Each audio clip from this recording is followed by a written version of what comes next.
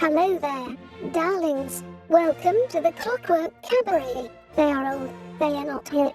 They are the weird answers that you didn't know you needed or wanted. And now, for a friendly reminder, this show is for adults. That darling DJ duo, Emmett Davenport and Lady Attercop, drink cocktails, have potty mouths, and at least one of them was raised by wolves.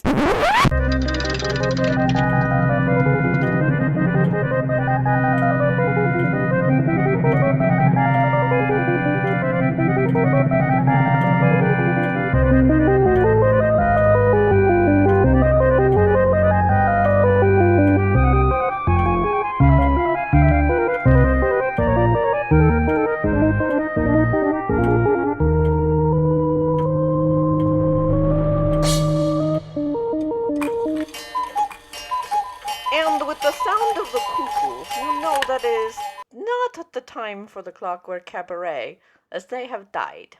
It is the time for the graveyard shift. Oh shit, did they die? Well, we can only hope. I am DJ Vodkatronic. Oh hell, I'm DJ Scuzz Bucket. Hey y'all! We are here tonight. Well, I mean, it's a podcast, so it's whenever they're gonna listen to it. That's true. We are here to take over the show. I am sorry to hear of the untimely passing of both Emmett Davenport and Lady Attercop. I'm sure that somebody somewhere is missing them, and that is a tragedy for them, but not for us, because now we get their time slot. No, that's unseemly. I should not seem excited about that, but I'm a little excited. In Mother Russia, death is just inevitable. Is that where you're from? Well, that's where the accent is from, sort of. Yeah, no, that doesn't. All right. And also, like, death's inevitable every place. That's kind of the human condition. We all die. Well, yes. That is how that works. Well, because, I mean, I get the whole Eastern Bloc, it's a very serious thing, but yeah, no, that's kind of a universal thing. We all gonna die. And we're in the middle of a pandemic, so we're all afraid of dying like super right now. Have you not watched our cinema? Russian cinema? Yes. No. Duh. I mean, is there an airboat? Is there an explosion? Is there somebody hot and sweaty wearing minimal clothing that at some point ends up wet and they shouldn't have? No. Like falls in a lake, falls in a swamp, falls in a bathtub, falls in a pool. Yet. There is Then not. I have not seen it. Those are my criteria. Maybe also an animal. That's an animal friend. That is very limited. It's very short-sighted criteria. Not where I come from. Not where I come from, comrade.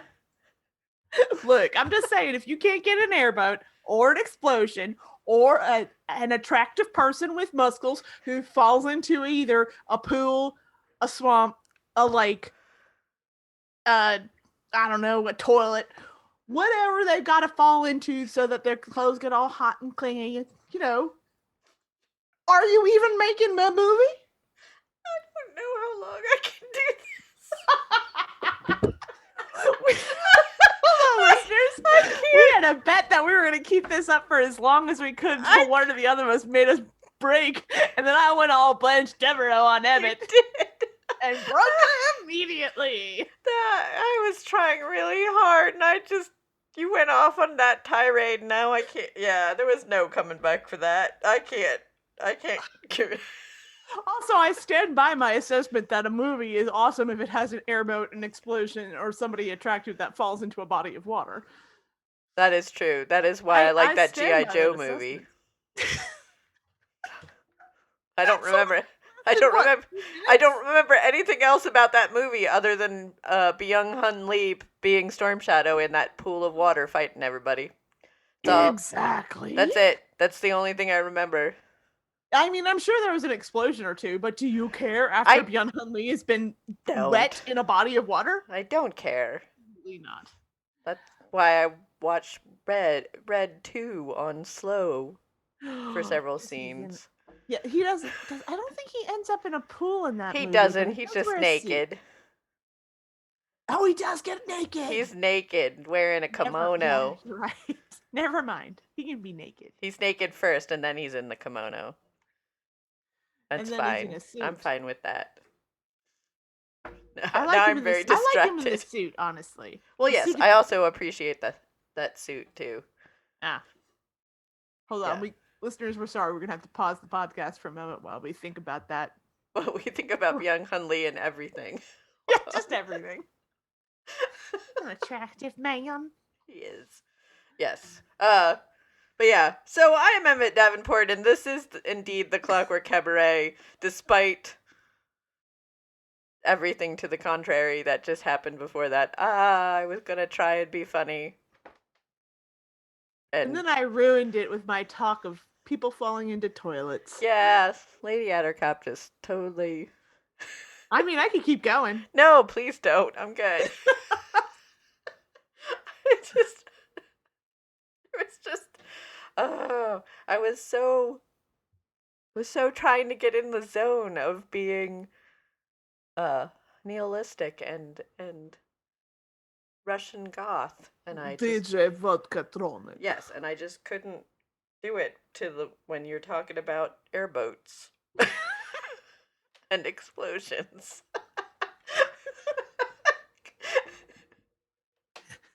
I'm just saying, Gator 2 is the greatest movie that's ever been made. Okay. And I don't think that's a controversial statement. I guess I would have to watch it. Also, I feel like it might be slightly insulting for me to do that accent the entire episode, considering I am the least southern person that has ever lived. Well, you Yeah. grew up in southern Florida. Yeah, that's not the South. That doesn't know. count. Well, That is that is the Northern Caribbean. It's not the South. oh, I don't know. No, I had to go north to get South. And considering, yes, I grew up in the quote unquote South, but it's South Florida, which no, is not the South. And then my parents are from New Jersey, which is also no, not the South. And then their parents are from frickin' Ireland and Europe. I don't. So, this might be a. What am I thinking? This might be a statement of dispute, but I would just like to say that I'm not sure that it matters where you're from because you're white. And you're doing a white southern accent. So you're making fun of other white people, and I know, but they're not my white people. Like, you know, I feel like that's a little like those aren't my white people. My white people sound like, so yeah, no, here I am, DJ Sky's Bucket. I'm bringing you the freshest beats this side of Newark. Well, that is true. Well, also that also works for DJ Scuzzbucket. So I mean, yeah, no, but if I was doing that accent, I would feel less bad because I have relatives that sound like that. So I'm not coming. I have relatives that have sold bootleg New Jersey Jets merchandise out of the trunk of their car. Well, At a Jets game. So like I can make fun of that because those are my people. All right. Well, I feel like anytime you kind of adopt the persona of somebody that aren't your people, you're getting a little, you know. Well, this is also one of the reasons why we never ever have done accents specifically and pointedly on the Clockwork Cabaret is because I've never done an accent on the Clockwork Cabaret. Well, no, I meant like as character, as ourselves. Like we never started off this show where we had accents and then we you mean like as a persona. As a persona, yes. Like because I thought you meant ever. I'm like, no, yes. You have done terrible accents constantly. I have never done a terrible accent on this show. No, I just meant that as a persona for the hosts of the Clockwork Cabaret, we have specifically never done accents because, for one, it would have been difficult to maintain them, and two, that just felt kind of Felt kind of crappy. False. Yeah, I felt a little bad. Yeah. Not super bad. Hey, North Carolina, I have been living in your borders almost a year. I still feel a little disingenuous. I will talk about being from the swamp all day, You've lived every here day. for a decade, honey. Decade. I will talk about being from the swamp all day, every day, because I have had to pull a snake out of the office building in which I worked and release it outside. However, I worked at an insurance agency at the time. It wasn't even like I lived someplace that there was, it was a blue collar job. There was a white collar job, and I had to pull a snake out from under a desk. That's terrifying. Yeah, it was a copperhead. No. But it was a baby. I don't care. It was fine. You know how I feel about snakes. It was fine. It was a baby. It was like, well, it was a couple of years old. It wasn't itty bitty, but it wasn't full grown. And it was cold because it had been in the air conditioning overnight. So I just picked it up by its tail and put it in a file folder and dumped it out of dumped it outside in the canal where it belonged. So I will talk about being like airboats, alligators, possums, all in my purview, but I feel a little disingenuous pretending to be Southern. Okay, well then unless I get honorary Southern points for picking up a baby copperhead by the tail and putting it in a bucket and dumping it outside like it was no big deal. I feel like that gets you some sort of street cred, but I'm not sure but what it's kind. Florida street cred, so it's weird street cred. Yeah, you can't spend that anywhere else. I can't spend that anywhere else. It's like the coins. When I worked at McDonald's, I had to take out the trash, and occasionally there would be rattlesnakes in the trash corral, and they would have to just turn around and come back inside, and people would be like, "Why didn't you put the trash away?" I'd be like, "Oh, there were rattlesnakes by the dumpster," and they go, "Oh yeah." That's just so weird. And occasionally, people, when there was an alligator in the little pond behind the McDonald's where I worked, and people would come in and buy 20-piece McNuggets to go, and we had to ask, "You're not going to go feed these to the alligator, are you?" And they'd be like, "No, I would never." Be like, "Please don't feed the alligator McNuggets, because then you're going to get the alligator acclimated to humans, and then the alligator's going to attack somebody, and they're going to have to come out and kill it. So no nuggies for the alligator, please." Yeah, see, I never had to deal with anything like that. I just had to deal with moose. Moose are terrifying. Moose are more terrifying than alligators. Yes, especially when they stand in the middle of the road and don't get out of the way. But I mean, yeah, alligators don't move if they don't have a mind to either, but yeah, I feel like they're less aggressive than moose. Moose aren't necessarily aggressive unless you make a move on them. Moose are the kind of animals that you just basically set up a perimeter around them and wait. And when they decide that they're going to go in a direction, you just move the perimeter and you get out of the way and you just don't mess with them. They're big. They're very big. They're I've seen them in person. Yes, me too.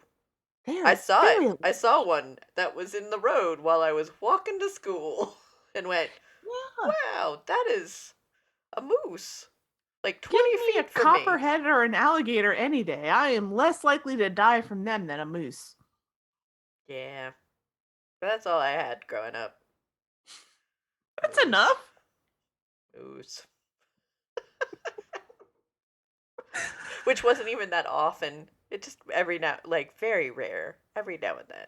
Well, we had a lot of copperheads in our backyard growing up. But I mean, we lived off a canal.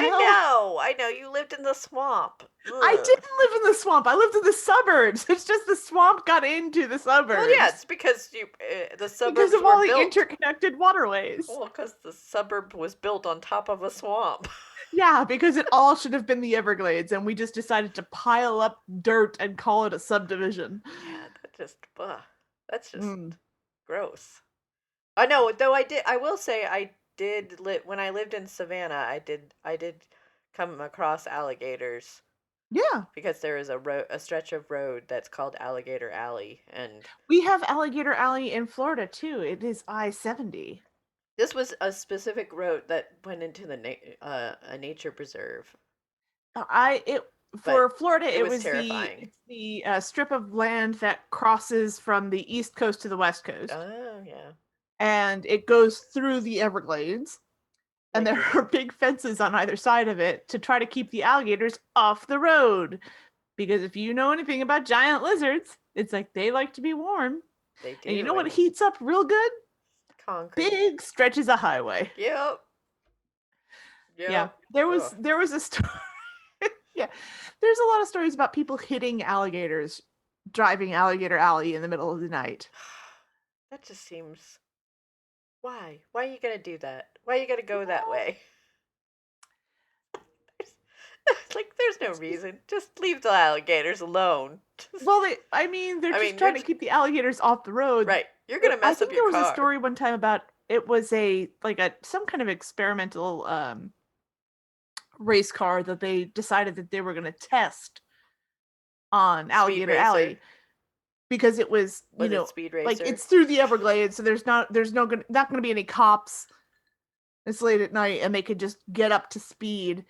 And it was two different prototypes, and the first one hit an alligator, and then the one that was right behind it hit the same alligator, and it wrecked both cars. But I also think it killed the alligator, so not a good story. Oh, I would have thought it was funnier if the alligator had gotten up and walked away. Yeah. And it would, yeah, but two different cars hitting an alligator going over 100 miles an hour. Yeah, no. Nobody's walking away from that. If it was a moose, it would have walked away. Yeah, a moose would have totally walked away. And it would have kicked that second car before it even got to it. Because it would be like, I see you, car. I already got hit by one. Just gonna put my foot out. But you know what alligators can do that moose cannot? Breathe underwater? No. Alligators cannot breathe underwater. They have lungs. They are not fish. Oh. They can climb trees. Moose just. So there are alligators in trees. That's terrifying. I don't want to think about that. They can also climb fences. That's how they get into places like Disney World resorts or golf courses or the McDonald's where I worked. Hello, new fear that I didn't know I had, but now you don't have to worry about it unless you go to Florida. Well, no, or Louisiana or Georgia or any place else that the American alligator exists. But yeah, they can climb trees. Well, thankfully that's not anytime soon, but I think we have alligators in North Carolina too. Maybe. I think they're like southern, southeastern. Yeah. Part. Yes. I don't go there.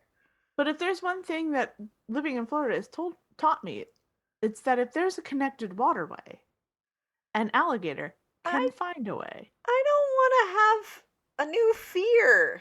I'm too old for a new fear, Lady Attercop. Now I'm just saying, we already have walking crawfish. We already have land lobsters in this state. Bad enough that Rupert's family comes from Louisiana, and periodically I have to go there. Well, I'm just saying, an alligator might hitchhike in the back of your car. Or it just might find a way up through the interconnected waterways of the United States. And hang out in a tree. And then hang out in a tree and wait for you specifically. Can I just have an alligator hang out in the tree in my backyard so that it will eat the squirrels? You need some water. No, I don't want that. Make a pond, and then if you build a pond, an alligator will find a way to it. I don't want an alligator. Now I just have to. Oh. Can I give you a new fear? You did. Gave me a new fear, and now I'm just gonna be looking up in trees, looking for alligators all the time. Could be worse. Could be an iguana. I already was concerned about that. That's also something you have to worry about. That is fear. That's also something you have to worry about in Florida, because if the temperature drops too low, iguanas drop out of the trees, seemingly dead. That was fear number 197. But they're not always dead. Sometimes they're just cold. Yes. Having a comatose iguana land on your head. That was fear number 197. And now fear number 3084 is alligator in a tree. Thanks. Appreciate that. Did you know Jaws is based on a true story? I do not want to know. All right, on this, I'm gonna press a button now because now you're just trying to give me fears, and I don't. Wait, also I already knew that, and oh wait, that was fear number 32. That was based in New Jersey. So apparently any place any of my family has lived has always been just a realm of nightmares. Which came first, the nightmare or your family? Why not both? And with that, I'm pressing a button. Are you a soul-searching poet of sombre disposition, looking for a location necessary to morbid reflection? Are you a stoic professor of criminology in need of a home ripe with a potential for intriguing calamity? We have the location for you. Skeletal tree on a mist-shrouded hill? We got it. Rickety shutters that clatter in a baleful wind? There they are. The hounds? You can't stop us from releasing them. From creaking floorboards to inaccessible attics, every property is guaranteed to amuse, inspire, and forebode. Sextant sent sextants mood-setting real estate. There's a fog on the moors, and it could be yours. That was the graveyard. That was the graveyard shift, y'all. Da. I would say we could do another episode as these characters, but clearly we cannot stay focused and on topic long enough. I think the only way I could do it would be I would have to write something. I would have to write a script for myself to follow because that's the only way I could do it. Because it would sound very mechanical, like yes, music is good. Yes, yeah. Very strong, like communist Russia. Well, also, I really thought the Russian thing was going to be good and funny with DJ Vodkatronic, but then I also realized that I have a friend from high school that is actually Russian, and she would probably murder me if she heard my... You started thinking about all the people you knew with that accent. Yes. And went, oh. She would probably hunt me down. That is what happened to me with the southern accent. And I'm like, slap me. oh, I know people that sound like that will kick my ass. Yeah, so I'm sorry, Alex, wherever you are. I'm sorry. I didn't mean to insult you and your family. I know she doesn't listen to this podcast. I would apologize to all my friends that have that accent, but I've already done it to all of your faces. Yeah. So you already knew what you were getting into by being friends with me. And that really, if you look at it in a certain light, that makes it your fault. Oh, we're going to go with the antagonistic That's the route I'm approach. taking. Okay. Also, I will right. not apologize for wanting to play punk and scuzzy dark Americana. Oh no, country. I think the music selection, I was very excited about it. Y'all have listened to our show before, and you've been to a Clockwork Ball, and you already know that I'm down for playing that stuff. Yes, so. yeah. Well, and I don't know if our listeners all know. I'm sure I have mentioned this before, but many, many years ago, before I started doing this podcast, I was a goth industrial DJ. Back in the early times. Yes, back in we were in Gulag. Back in the dinosaur days, when raptors roamed the earth. I actually DJ'd a goth night for a very long time. It was like 12 years. So what you're saying is this playlist came together very easily. It did. It took me all like 10, 15 minutes. And what you're saying is that we should do a set as DJ Vodkatronic. I think we should. I think that is a thing that we should do. I don't know when, because we have tried to organize some sort of DJ set on the fly, and we're both terrible at it. So, but we have Twitch, and we have done it. We did it for the Clockwork Ball, so we could do it at some point in February as well. It's true. Perhaps this is a thing we need to do once a month. Yeah, well, I think I wouldn't mind. I actually honestly really miss DJing out, and I feel more complete as a human being when I get to do it. Yeah, it is not quite the same as doing it in front of an audience. It's true, but it is a lot of fun. Yeah, well, it's And also I did really enjoy the New Year's Eve set we DJ'd. So Yeah. I could see a DJ Vodkatronic DJ Skuzz bucket. I need to download many possum pictures from my slideshow. Yeah, well, and so I did actually make a DJ Vodkatronic Mixcloud page where I have been posting my fake graveyard shift episodes Of course you did. because I got well, because it was very enjoyable. It was very enjoyable to make some gothy industrial mixes, and I had forgotten how much I enjoyed that. And so I mean, I will say that most of my music references are probably at least a decade old, if not older.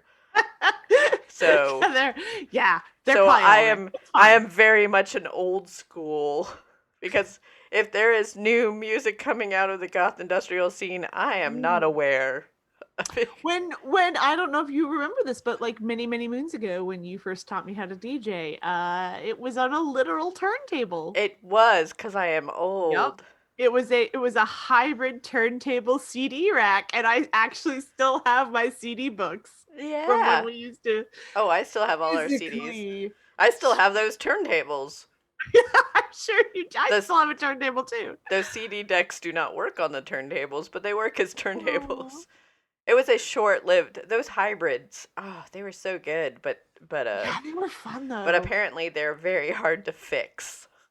They were fun. I also had a lot of jackasses complaining about what I was doing whenever I would use them. Oh So yeah. that was also a fun experience. I especially enjoyed the one guy, like on a Sunday morning when I was just practicing, because you would let me into the old Oh, the bar. Yeah, I'd let you the into old the bar space to let me practice. And I was on a Sunday morning, I'm just playing like just old school, like smooth shit. And a guy came over to me and started talking to me in the middle of me setting stuff up, and I'm literally putting stuff on turntables. And he was saying something to me. I'm like, oh yeah, well, we still use the turntables because some of the stuff isn't in a digital format anymore. It's only on a record. So we have these hybrids and blah blah blah.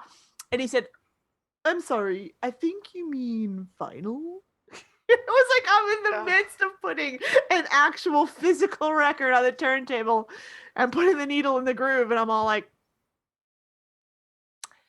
no, I'm pretty sure I mean vinyl, but I have to actually listen to this before I cue it up. And his girlfriend's like smacking him. And I'm Yeah, like, no, I it's- didn't call it a big black CD, dude. It's a record. It was a record. It was a record before. Back in the 80s when we originally bought Yeah. these, they was called records. Yes, actually, and what's funny is that collection that we had at the old bar space was my actual music collection. Like a Yep. lot of it was music that I had grown. A lot of it was music that I had been given by my parents. I just Like- thought it was very funny that he Yes. sought to correct the person actually physically Oh, putting that's- a I think- record on a turntable and be like, I think he meant vinyl. I think you may have just found a prime example of mansplaining. It's like, nope, I'm pretty sure I meant record. It's like the guy that tried to explain podcasting to me. Like, yes, tell me of this strange new media. I am very I've never curious heard of about it. I've never done that before. I am new to the world of the internets. Oh, the things people have tried to explain to me. Yes, but yeah, that it's definitely. I would be down for trying to do an actual once a month thing, maybe. I'm not- Yeah, we should definitely do that. Okay, so if you would like to listen to us DJ on Twitch at least once a month, you can hit us up on social media and let us know. And how can you do that, you may ask? Well, I'm going to tell you. You can go to agonyauntstudios.com, and that is where, like, that was a seamless transition. I know it's ghost to interrupt the transition to point it out, but that was very good. My appropriate announcer voice was very good. But you can go to agonyauntstudios.com, and that's where you can find all of our social media presence. The show is usually at Clockwork Cabaret with the O removed in work because it's not work we do, it's love. Emmett is either at Emmett Davenport or Mad Spinstress, and you can find me and all of the things at Lady Attercop. Let us know, like, we did a Twitch stream for New Year's Eve, and we had a lot of fun doing it. So let us know if that's something that you would be interested in hearing from us in the future. And it's going to be, I think, probably pretty loosey-goosey, right? Just whatever we want to play. Yeah. That's usually the last couple times that I have done Twitch things on my own. It has been very much like, this is just what I feel like listening to.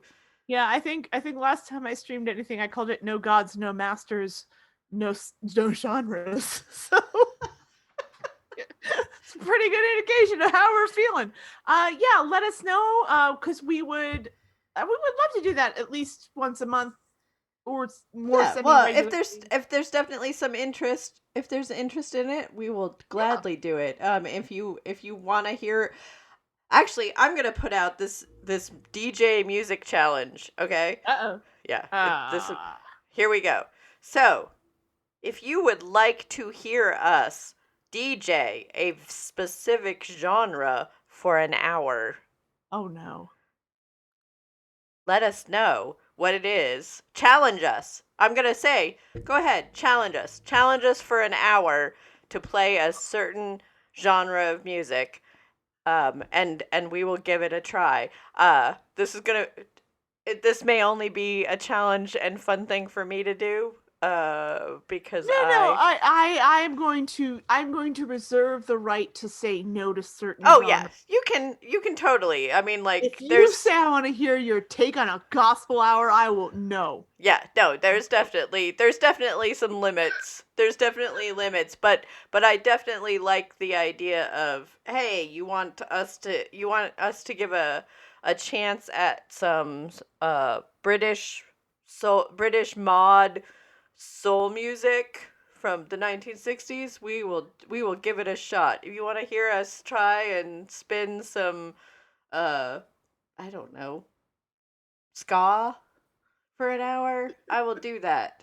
Or if there's a specific song you want to hear where we take it, yes, give us a song and we'll see if we can go somewhere from that. Yeah, because that might be interesting too. Also, or even better, pick 2 songs, one to be the beginning song and one to be the end, and figure out and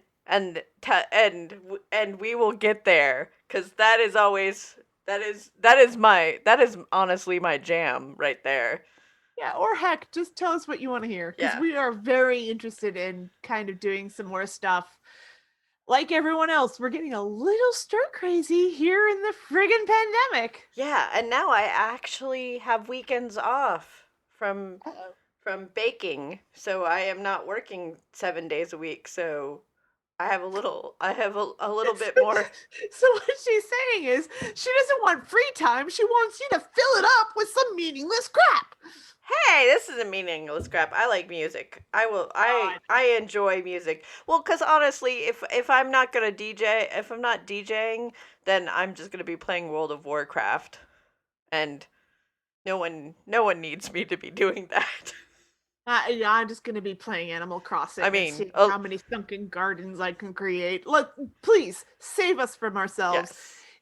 Honestly, just send us whatever your ideas are. Do you want to hear a Brit pop hour from us? Give us a song that you think we would never play and see if we can put some songs around it. Give us a beginning or an ending song, or just tell us, hey, I don't give a shit what you spin. I just want to hear you give me some new music for an hour. Yeah. And we'll be happy to do that too. Yes. And with that, this has been the Clockwork Cabaret. She is Lady Attercop, also known as DJ Scuzzbucket, and she is Emmett Davenport, also known as DJ Vodkatronic. At least for the next 24 hours. And it's not work we do. It is love, da. Attention sky captains! Are you suffering from a particularly bad case of keratophobia? He means a fear of lightning. Have you been the unfortunate victim of multiple lightning strikes? Tired of buying new suits as the old reek of carbon and are singed beyond repair? Suffer and worry no longer, my dear sirs. With the recent invention of Dr. Luminasovich's patented Eucomian suits, you'll never again have to worry about being struck down by lightning.